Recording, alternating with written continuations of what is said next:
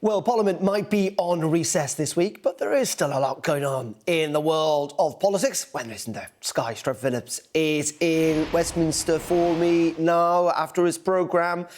Good morning to you, Trevor. Morning, Darren. Good to see you. You too, mate. Let's talk, if we can, first about defence, if that's all right. It's a big moment, this, isn't it, given, obviously, the geopolitics that we find ourselves in for the government, this major strategic defence review. Yeah, we're going to hear basically what the government is going to do to defend this country for the next 10 years. Of course, it faces essentially war in Ukraine, war in the Middle East. What is emerging as a tricky, possibly unreliable ally in the United States. And on top of all of that, there is no money. So we're going to hear tomorrow what Sir Keir Starmer makes of all of that, how he's going to manage all of that. And by the way, face new ways of making war. Drone swarms. I don't know if you've come across that expression. It sounds ugly to me. Cyber attacks and all the rest of it. So tomorrow is a very, very big day for the defence of the realm. And John Healey today was, I think, quite cautious in trying to tell us not very much. We'll hit 2.5%, 3 years earlier than anyone expected in 2027, and with an ambition to hit 3% in the next Parliament. And that is enough to deliver the SDR's vision that sets out tomorrow. And that vision is a transformation of Britain's armed forces. It's a transformation of our industrial base so that we get a defence dividend from the defence investment that brings jobs right across Britain. I look at the way the world is changing. I look at the way that the Chancellor is fixing the economic foundations and that growth is returning to the British economy. Of course, I've got no doubt that we're going to hit that ambition of 3% in the next Parliament. So that's a big moment for the government, as you say. Let's talk about the politics here, though, Trevor, if we can, and particularly about reform. I mean, there's loads of reports this morning, almost panic inside government. We saw the Prime Minister's speech earlier on this week, didn't we? What's your sense of what's going on here? Why are the government clearly a bit panicked, even though we're 4 years out from the election by Nigel Farage? Well, Lyndon Baines Johnson, the former American president, said the first rule of politics is learn to count. Well, Keir Starmer's counting that there's only 5 Reform MPs looking at him from across the House of Commons. But then his colleagues are showing him poll numbers which go something like Reform 31%, Labour 21%, Tories 16%. Remember, Labour won last year with 34% of the vote. That means and didn't just win; they won by a landslide.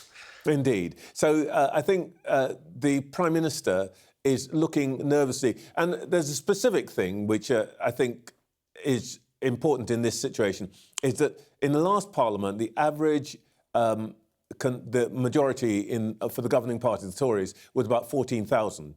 For Labour, it is about 7,000, which means it only takes a small move for Labour in the next election to lose its majority. So I suspect that's probably what is making Labour nervous, but they're putting, let's call it, a brave face on it. Yeah, indeed. I think we can hear from John Healey again.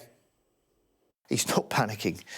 Why does the Prime Minister go into a hangar to talk about a bloke who's got 5 MPs on a week when, the Russians are threatening, trade wars, all the rest of it? Look, this is panic. He's challenging a party leader, Nigel Farage. He's challenging a party that did very well in the local elections. He's challenging a party that is a leader who is soft on Putin, that wants to sell off the NHS, that is making massive promises that he can't fund and won't deliver. And why the Prime Minister is saying this is that we face across the board, irrespective of party, a crisis of people's confidence and conviction that government can make a difference and anything can change the things they see that are wrong in this country. That's the hard yards of what we're trying to do in government. But Keir Starmer's absolutely right to challenge Nigel Farage against these easy, soft solutions and the promises that are false and he can never deliver. That's why he was right to do that speech. As you know, Trevor, I mean, I've spent a lot of my career following Nigel Farage around, even from kind of his early days in some ways. And I've always thought whatever party he's led, it's tend to be a kind of one-issue party and a one-man band, if you like. But I do also recognise momentum is important in politics. And my word, Reform do have momentum at the moment. Yes, indeed. And I should say, Darren, I think some of your finest moments in journalism have been involved with Reform. Mostly, I think, involved you being chucked out of meetings and so on. But there is no doubt that Nigel Farage is, as it were, the man of the moment. He was even more cheerful than he usually is this week. Why? Because what he is doing, I think, is something very unusual in politics, which is, and I remember Harriet Harman once using this expression, he is not in office, but he is in power, in the sense that pretty much everybody else is reacting to what he does and the threat, so supposedly, from Reform in electoral terms.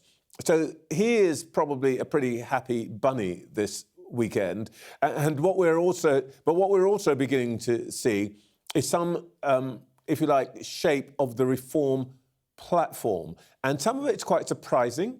Farage spoke this week about wanting to spend more money on welfare, on lifting the two-child benefit cap, restoring the winter fuel allowance, and so on. This morning, his right-hand man, Richard Tice, has talked about taking away, or ending, I beg your pardon, final salary pensions, which are, if you like, the gold-plated pensions that most public and civil servants enjoy. And that has a real meaning because Reform now controls 10 councils. And it would be within their power to simply say that they are removing that benefit from new local government employees in those councils. And that would be a really big deal. Yeah, indeed. And we got a chance, I think, to hear from the Reform chairman this morning as well.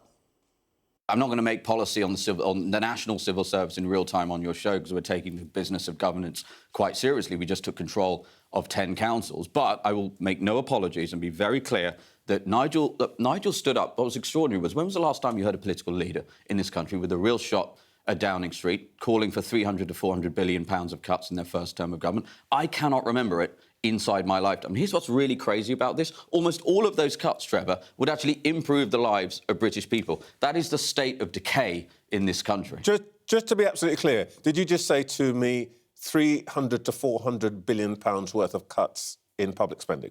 Correct. Quite the figure there, Trevor. And that's the fascinating thing, isn't it, now? We're going to get a sense of what Reform may well do in terms of the policy platform. And by heck, it's going to be scrutinised more than anything they've ever done in the past. Well, yeah, it's pretty dramatic when a bloke comes in and he says, you know what we're going to do?